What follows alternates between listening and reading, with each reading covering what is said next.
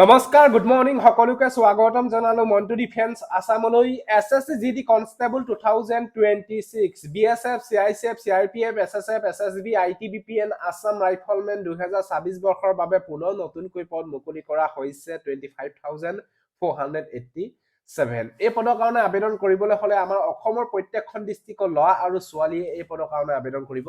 পাৰিব আবেদন কৰিবলৈ হলে সিম্পল মেট্ৰিক পাস কৰিলে এই পদৰ কাৰণে আবেদন কৰিব পাৰিব কোনো ধৰণৰ পাৰ্চেন্টেজ বা কোনো ধৰণৰ এক্সপেৰিয়েন্স সাৰ্টিফিকেট নালাগে যদি হে আপোনালোকে এই এছএছচি জিডি কনষ্টেবল 2026 বৰ্ষৰ পদবিলাকত যদি আপোনালোকে আবেদন কৰিম বুলি ভাবিছে তেতিয়াহলে ইতিমধ্যে আবেদন হৈ আছে 1 ডিসেম্বৰ 2025 পৰা 31 ডিসেম্বৰ 2025 লৈকে আপোনালোকে এই পদৰ কাৰণে আবেদন কৰিব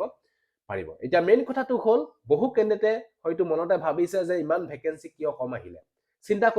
চিন্তা কৰিব কোনো কাৰণ নাই ভ্যাকেন্সি 100% ইনক্ৰিজ হ'বই ভ্যাকেন্সি বাঢ়িবই এই বিষয়ে আপোনালোকে গম পালে ইয়াতে হয়তো আপোনালোকে ভাবিছে যে এছএছচি জিডি কনষ্টেবলত অনলি এবাৰ 25,000 ভ্যাকেন্সি আহিলে ইমান কম বুলি আপোনালোকে এতিয়া ভাবি আছে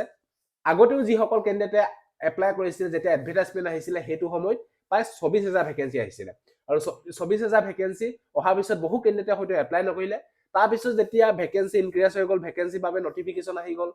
তাৰ পিছত হয়তো বহু কেন্ডিডেটে হয়তো মনতে ভাবিলে মই কিয় এপ্লাই নকৰিলো হেকাৰণে আপোনালোকে এপ্লাই নকৰাকে কেতিয়াও নাথাকিব ভ্যাকেন্সি 100% আহিবই ভ্যাকেন্সি ইনক্ৰিজ হ'বই চিন্তা কৰিব কোনো কাৰণ নাই এখিনি ভ্যাকেন্সি এতিয়া 25,000 বুলি আপোনালোকে ভাবি আছে লাষ্টত গৈ পিনে 40,000 45,000 ভ্যাকেন্সি হ'বগৈ এই বিষয়ে আপোনালোকে গম পালে এখিনি ইতিমধ্যে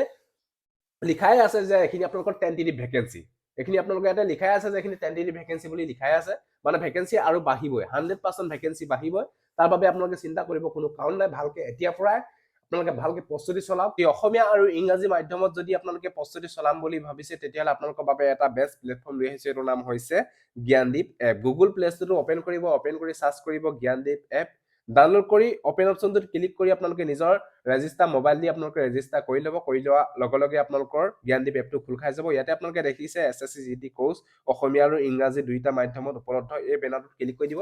ক্লিক কৰি দিয়া লগে লগে আপোনালোকে ইয়াতে দেখিছে এছএছচি জিডি ইয়াতে আপোনালোকে লাইভ ভিডিও ক্লাছ পাব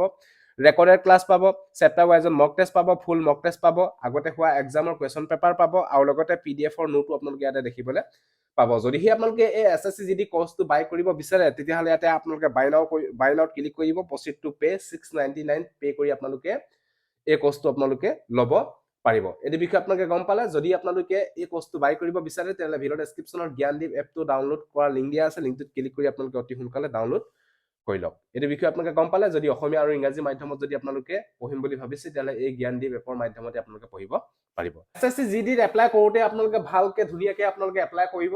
খৰধকে আপোনালোকে এপ্লাই নকৰিব ইতিমধ্যে আমাৰ চেনেলত এটা ভিডিও দিয়া আছে মোবাইলত কেনেকে নিজৰ মোবাইলতে আপোনালোকে এপ্লাই কৰিব তাৰ ওপৰত ভিডিও দিয়া আছে আপোনালোকে ভিডিওটো চাই আপোনালোকে এপ্লাই কৰিব পাৰিব ধুনীয়াকে আপোনালোকে এপ্লাই কৰিব সকলোবিলাক ফিল ধুনীয়াকে আপোনালোকে কৰিব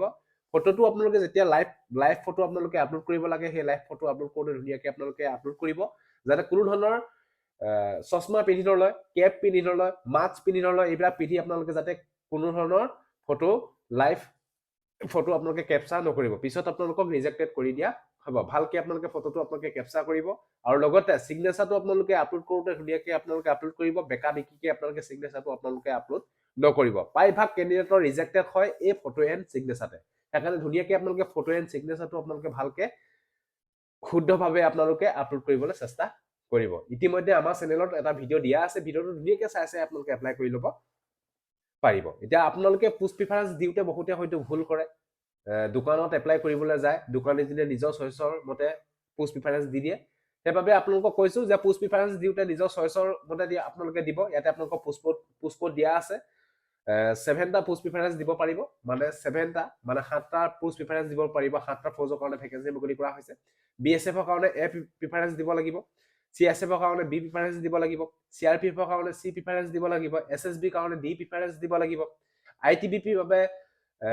ই প্ৰিফাৰেন্স দিব লাগিব আসাম ৰাইফলৰ কাৰণে ই এফ প্ৰিফাৰেন্স দিব লাগিব আৰু এছএছএফৰ কাৰণে এইচ প্ৰিফাৰেন্স দিব লাগিব এইখিনি আপোনালোকে প্ৰিফাৰেন্সখিনি ভালকে আপোনালোকে শুদ্ধভাৱে আপোনালোকে দিব আপোনালোকে যদি ভাবে যে মই প্ৰথম আসাম ৰাইফলত দিম তেতিয়াহলে আপোনালোকে এফ প্ৰিফাৰেন্সটো আপোনালোকে ফাৰ্ষ্টতে আপোনালোকে ফিল কৰিব